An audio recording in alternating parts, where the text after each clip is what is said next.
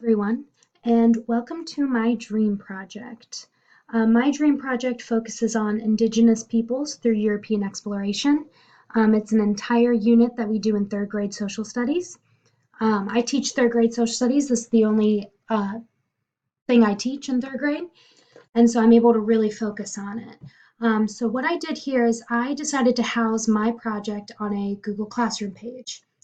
The reason I chose Google Classroom is because my students are familiar with Google Classroom. All my units are always put onto my Google Classroom. So the students are familiar with it, so I decided to go with a portal students were going to be familiar with because I want to use this in the future. The starting point of this project was with their workbooks. I have brand new social studies standards this year, and they're all stemming from this workbook. This is our curriculum for the new social studies standards in Tennessee. So I used these workbook pages, and with these workbook pages, I decided to take bits and pieces of the lessons and morph them into new media technology. So this is kind of where I took everything and morphed it into what is now my dream project. So let's get started here. So this is the front cover. This is the streamline right here. And on here you can find where I have got the colleague pages. So this is my chapter 14 lessons within that unit, 15 and 16. And these are all the individual lessons. If you go to classwork, you'll find these lessons put into topics.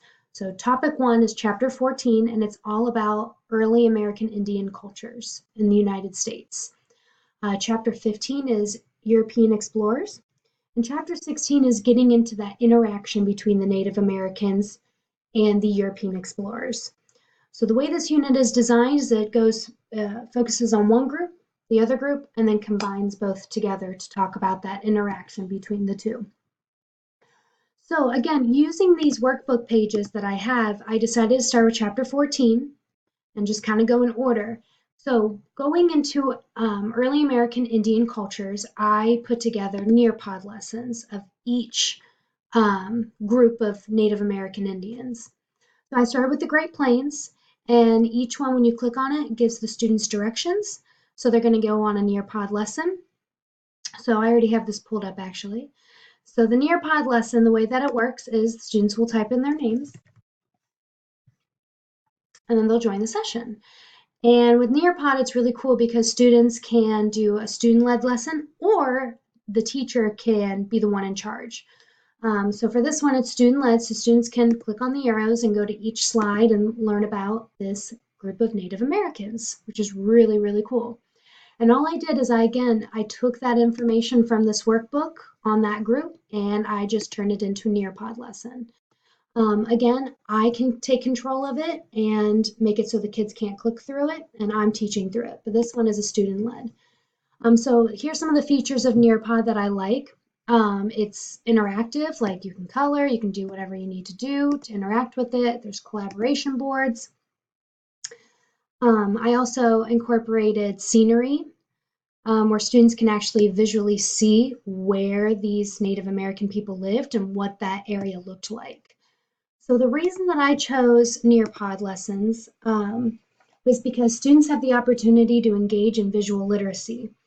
Going by the Richard E. Mayer article, Incorporating Motivation and Multimedia Learning, the cognitive affective theory of learning with media says that effective features of an instructional message can influence the level of learner engagement and cognitive processing during the learning. In my Nearpod lesson, I incorporated effective and visual features in order to help my students make better connections to what they read about in their workbooks and on the online article in the Nearpod lessons. So I do have online articles on here. And so here's that again. So on these articles, they can read, it takes them to an article and they read about it and then they answer questions. And again, you've got this visual literacy here where they're kind of taking what they're reading and able to apply it with the pictures that I'm showing them through those Nearpod lessons, which is really, really, really cool. So they're getting the opportunity to visually see what the land, the clothing, the food, and the housing looked like for that culture. This can help my students make a better connection in their learning process. There are also many outlets in the Nearpod that checks for understanding, like the one I showed you where the students get to draw.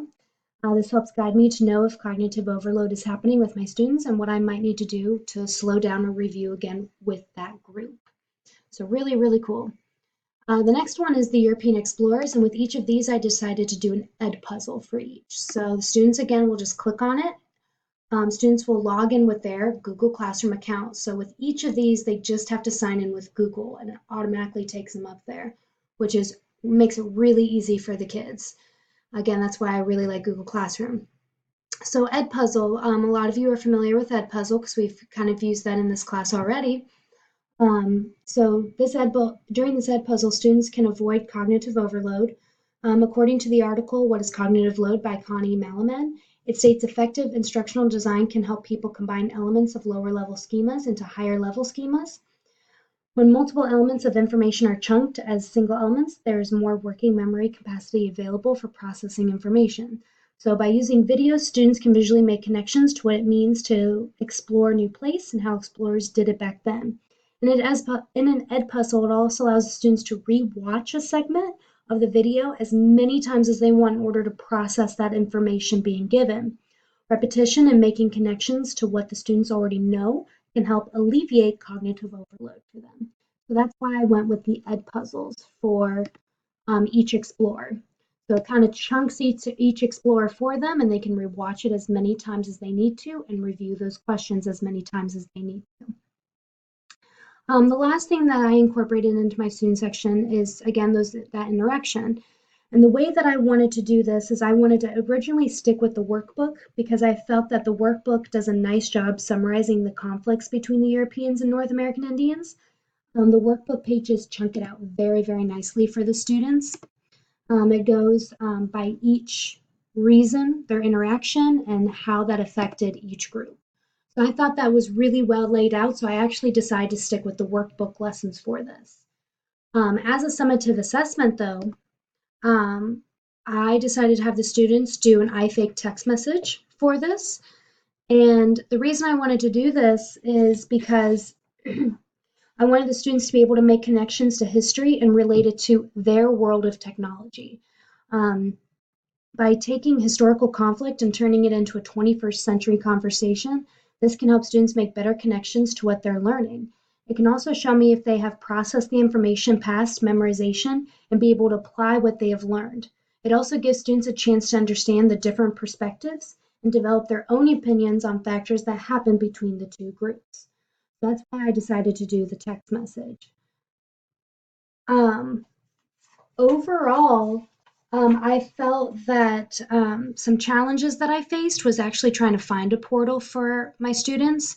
I originally wanted this done on a Weebly account, like some of my peers have done.